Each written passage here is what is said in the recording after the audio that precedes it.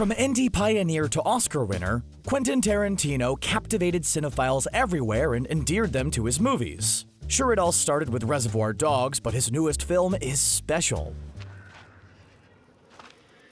Come on. Once Upon a Time in Hollywood takes the cake as one of the most unique, focused-in stories this director has made to date. Boy, that's a lot of hype. What we're trying to say is that this film rocks. More specifically, the ending is like a grand symphony of Tarantino cliches. The Binger's here to proudly tell you all about what makes this final act so darn rewarding. Spoilers and all.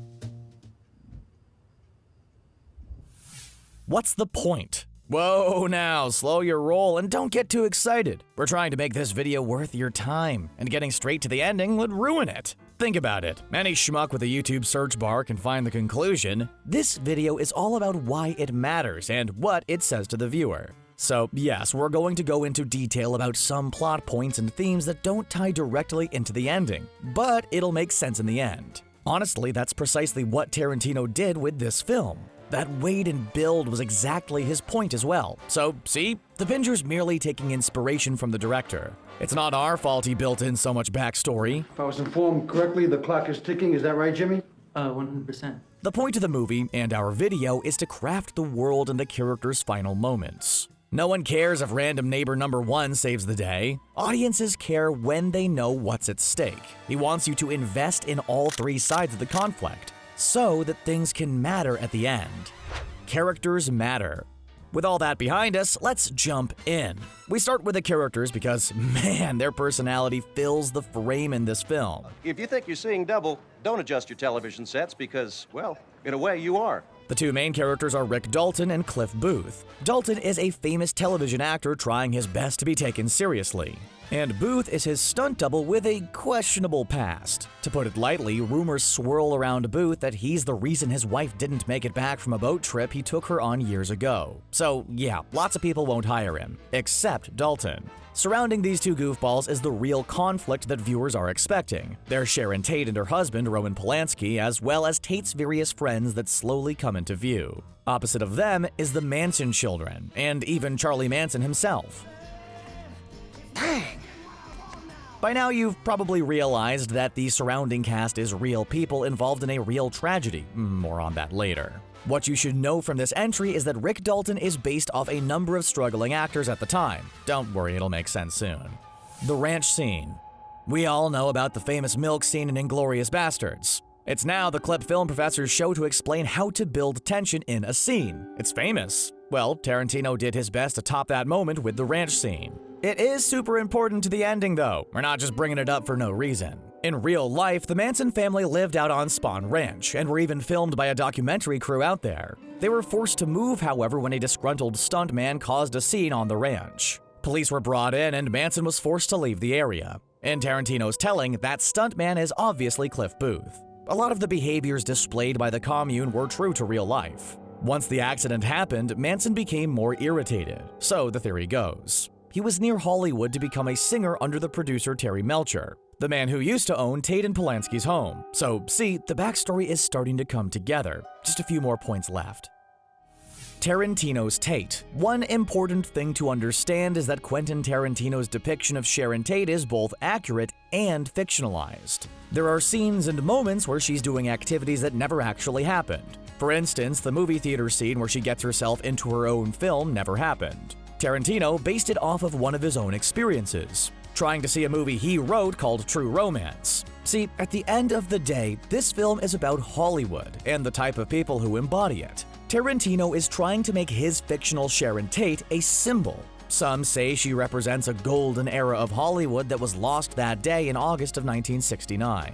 Others contend she's the dreamers who all try to make it as a big star, but never do. We'll let you make that judgment call for yourself. The point is that Sharon Tate is more prominent than her real story, for a good reason. Everyone in the audience knows what's supposed to happen to her at the end, which, speaking of, we're finally ready to talk about it. So get ready. Vivid violence. The first thing you heard about this ending was likely that it's super freaking violent, which, given Tarantino's previous films, we're not surprised. No one, your ass! Better run, mother! We don't want to chalk it up to that cliche though, because violence always means something in his films. Oftentimes, those scenes in his movies aren't just bloody to be bloody. So yes, this ending is crazy violent. A woman gets set on fire with a flamethrower after getting attacked by a dog. Things aren't sunshine and daisies at the end, but it's not just wild to be wild. The fighting and the end goal is meant to be a cathartic release. It's always that way in Tarantino films. Look at Inglourious Basterds or Django Unchained. The big finale is revenge. We've been holding in this anger for the villains this entire time, and the violence is a release valve. Tarantino wants you, the audience member, to feel something when the action kicks up. And it's not sympathy. The only way to get what he wants is with ghoulish overkill. Let's face it, we wouldn't be talking about the ending otherwise. Manson's goals. We touched on Charlie Manson and his goals in an earlier entry, but this is too complex for just a quick mention. Manson and his family were definitely sending a message as they moved out of Spahn Ranch, so let's discuss what the movie shows. Rick Dalton yells at the Manson children for parking on a private road. The altercation brings a bit of levity to the ending. As the group backs their car to the bottom of the hill, they debate whether to leave. There, Tex explains that Charlie demanded they do this. Charles Manson indeed ordered the act to be done, but the reasoning is unclear. Sending a message to Terry Melcher seems to be the prevailing theory, but others disagree. Hence, why the director talks about Steve McQueen a lot in the movie. McQueen broke Manson's nose before the tragedy on August 8th. He was supposed to be at Tate's gathering, but his date wanted to stay in. It's all shown in the background of this film as a respect to the theory, a detail many miss since it's not the official story. Revisionist history. All those fictional and historical characters and moments we discussed happen differently in the movie for a very good reason. The story follows its predecessors, Django Unchained and Inglourious Basterds, by correcting a severe tragedy. The plot is all centered on getting revenge for Tate, Sebring, Frykowski, and Folger. Keep all this in mind. Changing that night doesn't just happen out of nowhere. It takes an entire movie to get to that moment, and that is why we wanted you to know more. Tarantino created Booth and Dalton based on Burt Reynolds' relationship with his own stuntman. However, their role here is to be more than just two actors with great chemistry. Tarantino made them change the past. The movie is about actual events being reshaped to fit a brand new narrative. The structure. The time continuum has been disrupted, creating this new temporal event sequence resulting in this alternate. Precisely, Doc. We couldn't have said it better ourselves. Tarantino structures the whole film to act as a time bandit. The entire story only works if you know what's supposed to happen. Sharon Tate exploring Hollywood and living a full life is meant to be seen through rose-colored glasses. The viewer is expected to enjoy the time they get with her. Those scenes don't feel as pointless when they're framed that way, right? Things go even further, though. The ending is just the most significant example of history changing. Remember that stuntman incident we talked about? Well, in the real story, things ended up a lot different for stuntman Donald Shea when he walked into Spahn Ranch. Tarantino uses Booth to give Shea's story a new meaning, too. Well, I think I'll just go see for myself. All the conflict in the film derives from outside knowledge. If you were to watch this film without knowing anything about the end, then the result is merely whelming. It doesn't shock the senses. Tarantino structures it so that the end gets all the weight. He wants you to wait because it pays off. Fair enough.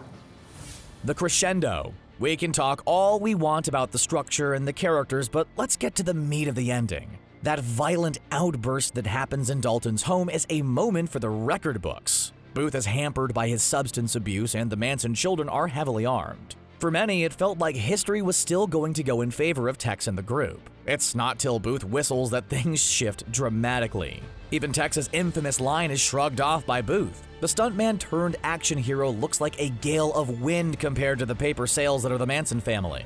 Nothing they do helps them. The tide turns in favor of the victims, and the violence inches ever closer to mayhem. Dog bites, windows breaking, and shots being fired are just a fraction of the action packed into these final scenes. Trust us when we say it is super gory. Tarantino isn't happy about what these people did in history, and he wants them to pay. It's his stylish brutalism pointed directly at historical aggressors. Every minute has a purpose. The fallout.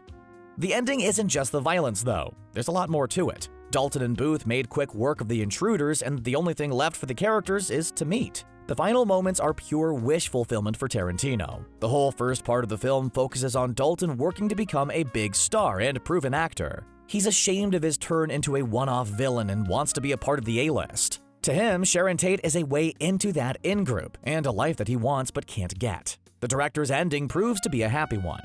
Everyone gets their due for better or worse in the case of the Manson family. Dalton finally meets Tate and the would-be victims. It signals his ascension into a new kind of fame. He's proven himself. He and Booth changed their lives for the better, and their reward is a seat at the big kids' table. They stay together, and Dalton isn't forced to move and find work elsewhere. Tarantino's ending is kind to everyone who earned it, and it shows.